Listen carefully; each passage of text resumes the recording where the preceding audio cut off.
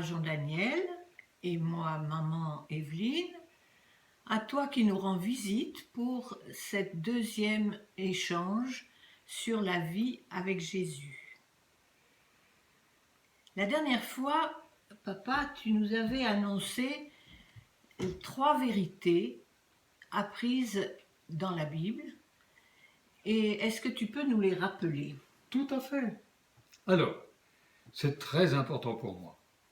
Dieu m'a voulu, Dieu m'a créé et Dieu m'aime. Et tu sais à quoi me fait penser ces trois vérités? À ce petit vase. Tu vois, un petit vase que notre fils nous a rapporté d'un de ses voyages.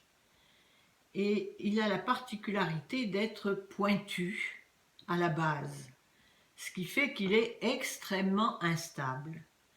Et il lui faut un trépied, un support de 3 pieds qui va le rendre instable.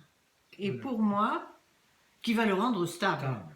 Et pour moi, c'est le symbole de notre vie avec Jésus. Si nous n'avons pas un support qui est le support de la Bible, avec ces 3 vérités, Dieu m'a voulu, Dieu m'a créé, Dieu m'aime. Et si nous n'avons pas ce support, eh bien notre vie est complètement instable. Mais oui, ces 3 pieds, qu'est-ce qu'ils vont représenter? Eh bien, ces 3 pieds, ce sont les 3 vérités sur lesquelles notre vie avec Jésus s'appuie et que nous avons évoquées il y a un instant. Croire que Dieu m'a voulu, que Dieu m'a créé et que Dieu m'aime a tout changé dans notre vie. Oui, ça a vraiment tout changé. Mais tu pourrais m'expliquer aujourd'hui le premier pied. Dieu m'a voulu. Oui.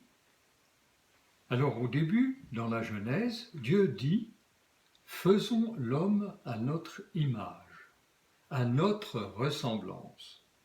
Alors il y a 2 choses importantes dans ce verset. D'abord, c'est Dieu qui prend l'initiative. Il prend l'initiative de créer un interlocuteur.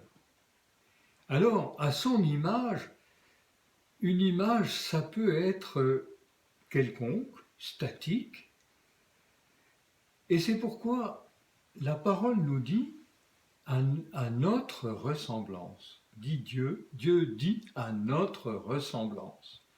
Ça veut dire que non seulement c'est une image, mais nous ressemblons à Dieu. Oui, parce qu'on connaît bien certaines images, par exemple des tableaux de peintres qui ont fait des portraits, mais ce sont des images qui représentent une personne, un modèle, mais ça ne ressemble pas toujours au modèle. Non, c'est vrai. Alors, le psaume 139 nous dit une autre chose qui est intéressante et qui conforte ce que nous venons de dire. Quand je n'étais qu'une masse informe, nous dit le psalmiste, celui qui a écrit le psaume, tes yeux, à toi Dieu, me voyaient, et sur ton livre étaient tous inscrits les jours qui étaient fixés avant qu'aucun d'eux existe. Oh, mais alors là, moi je suis pas franchement d'accord avec cette phrase, parce que ça voudrait dire, si Dieu me connaît avant même que j'existe, ça me dérange, parce que je ne suis pas libre à ce moment-là. Je suis obligée de suivre le programme qu'il a fait pour moi. Mais oui, mais c'est pas du tout ça. Nous ne sommes pas des marionnettes dans ses mains. Dieu, d'abord, est hors du temps. Il n'a pas un début et il n'a pas une fin. Il est totalement hors du temps, donc il connaît tout d'avance. Seulement, dans son amour pour nous, il a, dès le début, renoncé à tout diriger dans nos vies. Il a voulu créer les humains libres de leurs décisions. Et il a besoin d'avoir des interlocuteurs à aimer et qu'il aime.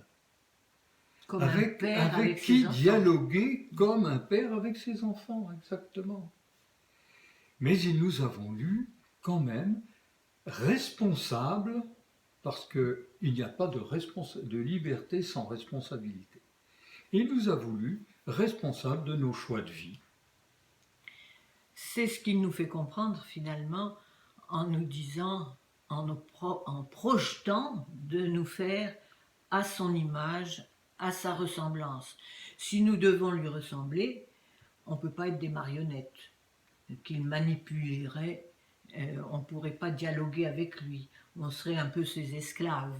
C'est vrai. Et c'est pas ce que Dieu a voulu. Non, il nous a voulu libres de le choisir comme maître, comme Seigneur, qui nous bénit, c'est-à-dire qui nous veut du bien, qui dit de nous du bien, ou bien de le rejeter, mais alors à nos risques et périls, car il est notre Créateur. Oui, et c'est exactement le sens des deux arbres dans le jardin d'Éden. Oui. Je ne sais pas si tu te Mais souviens. oui, tout à fait. L'un, l'arbre de vie, représente la vie avec Dieu, avec Jésus, et un Jésus qui nous accompagne et que l'on va retrouver tous les jours. Là, l'homme, Adam et Ève, devaient aller se nourrir à cet arbre de vie tous les jours. Et l'autre arbre, c'est celui qui te fait décider toi-même de tout. Voilà.